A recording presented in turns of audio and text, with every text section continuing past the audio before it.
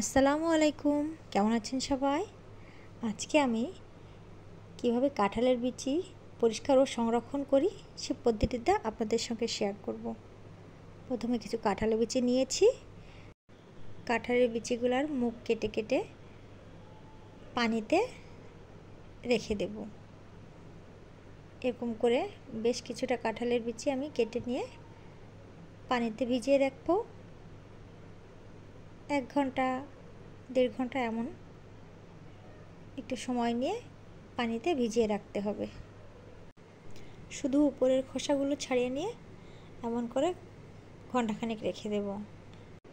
এমন করে ঘন্টাখানেক রাখলেই উপরের লাল খোসাগুলো নরম হয়ে যাবে।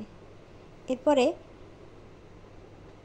ছোট ছুরি কিংবা ঘরে যে ছুরি থাকে ওই দিয়ে সুন্দর করে আঁচড়ে নিলে সম্পূর্ণ খোসাগুলো পরিষ্কার হয়ে একদম সাদা হয়ে যাবে।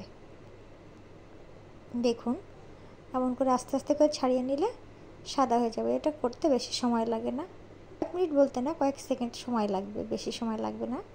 এমন করে ছাড়িয়ে নেব, একদম ধবধবে সাদা হয়ে যাবে।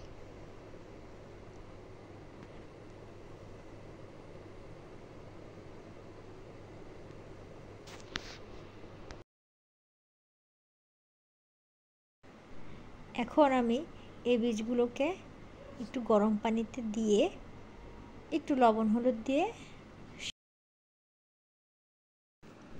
সামান্য একটু বলক তুলে তারপরে সাদা পানি দিয়ে ধুয়ে ফেলবো। ধুয়ে ঠান্ডা হয়ে গেলে ডিপ ফ্রিজে সংরক্ষণ করব। এটা অনেক দিন ধরে রেখে খাওয়া যায়, একদম পরিষ্কার ঝকঝকে। আর এমন করে রাখলে জিনিসটা নষ্টও হয় না, অনেক দিন ধরে খাওয়া যায়। আমি এভাবে করে থাকি, ভালো লাগে, আপনারাও এভাবে করে দেখতে পারেন। ধন্যবাদ সবাইকে।